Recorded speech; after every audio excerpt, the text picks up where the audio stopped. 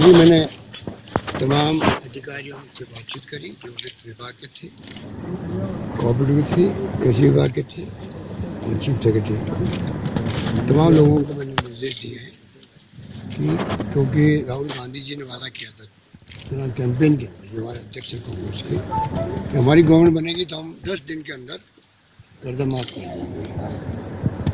और हमने मैनिफेस्टो में भी बात लिखी थी, तो कमिटमेंट को पूरा करने के लिए मैंने कह दिया आज ही आदेश निकाला कि तमाम जो कोऑपरेटिव बैंक के लोन हैं उन तमाम लोन को पिछली सरकार ने जिस प्रकार से वादा खिलाफी करी है कि एक तरफ का हम 50,000 तक के कर्ज माफ़ करेंगे और सिर्फ 2,000 करोड़ पहले चुकाया है, जब भी 8,000 का भार आने वाला था उनके ऊपर, तो 6,000 करोड़ तो छोड़ दिया हमारे बीच।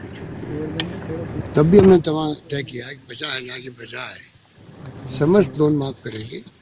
कोऑपरेटिव जितने भी हमारे ऋणी हैं उन सबका समस्त लोन माफ़ होगा।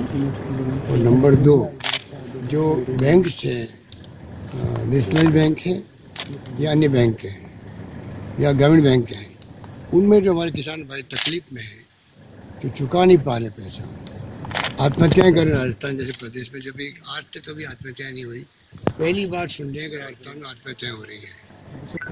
उनका भी 2 लाख तक का कर्जा माफ होगा।